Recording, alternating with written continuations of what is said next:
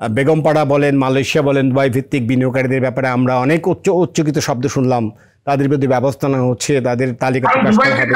দুবাইতে কারা আপনাদের মানে রিয়েল এস্টেটে ইনভেস্ট করেছে, এটা কিন্তু একদম আপনার ভিজিবল।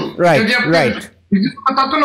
এটা নিয়ে তো অনেক আলোচনা হয়েছে। আমরা তো আশাবাদী ছিলাম যে এটা আলোচনা আসবে এবং এটা কার্যকরী ব্যবস্থা নেওয়া হবে, কিন্তু কেন হচ্ছে না? তার কারণ হচ্ছে আমার নিজস্ব অ্যানালিসিস হচ্ছে যে এই segment of people they're politically and financially so powerful যে তাদেরকে টাচ করা যাচ্ছে না। এখানে সমাজের এমন একটা শ্রেণী তারা এখানে বিনিয়োগ করেছে যে তাদেরকে টাচ করলে হয়তো অন্য ধরনের অনেক সমস্যা, যারা টাচ করবেন তাদের ক্ষেত্রেও সমস্যা তৈরি হতে পারে।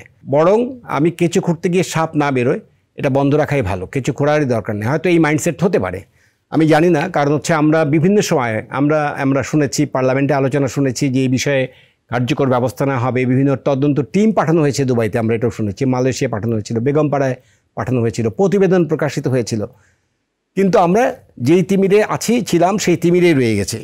সম্ভবত তারা সমাজে অত্যন্ত প্রভাবশালী এবং তাদের শেকড় অনেক গভীরে, এবং তারা দে আর হাইলি ব্যাকড, অথবা তারা ব্যাক করে এমন কোনো সিস্টেমকে যে সিস্টেমটা তাদেরকে নাড়ানোর সাহস পাচ্ছে না, হতে পারে। আর এটা নিরসনের উপায় হচ্ছে আসলে দৃঢ়। আমি আবারও বলছি, প্রথমত যে এটা political commitment is most important. আমরা জানি না কবে পলিটিক্যাল সেই কমিটমেন্টটা পাবো। পলিটিক্যাল কমিটমেন্ট যখন আসবে সেই মেসেজটা চলে যাবে ইনস্টিটিউশনগুলিতে, এবং তখন ইনস্টিটিউশনগুলির সক্ষমতা বাড়ানোর জন্য তারাও তাগিদ বোধ করবেন। আমার কাছে তো মনে হয়েছে যে আমরা যতই রিফর্মসের কথা বলছি, কিন্তু সত্যিকারের রিফর্মস কিন্তু আমরা দেখছি না। আমরা প্রসেস ইঞ্জিনিয়ারিং দেখছি না, আমরা প্রসেস অপটিমাইজেশনটা দেখছি না, আমরা ইভেন অফিসারদের যে পার্সোনাল ক্যাপাসিটি, তার নলেজ, স্কিলিং করা, সেই জায়গাটাও আমরা দেখছি না। একটু আগে কথা হচ্ছিল যে একটা প্রফেশনাল লোক নেগোসিয়েশন যিনি করেন, তিনি 16 বছর 20 বছর ধরে শুধু নেগোসিয়েশনেই কাজ করেন। তার ক্যারিয়ারই হচ্ছে ইন্টারন্যাশনাল নেগোসিয়েশন। আর আমার দেশে আজকে যে নেগোসিয়েশনের সাথে আপনি বসবেন, পরের মিটিংয়ে দেখবেন নেগোসিয়েটর চেঞ্জ হয়ে গেছে।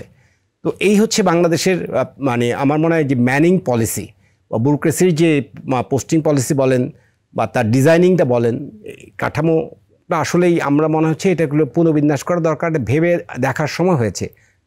সংস্কার বলে বহু বছর, 50 বছর, 52 বছর, 54 বছর ধরে বলছি, কিন্তু আমরা এই গভর্নমেন্টের সময় দেখছি সংস্কারের কথা বলছি, কিন্তু আমরা মাঠ পড়ছি, আবার আমরা দেখছি যে সংস্কারের কথা বলা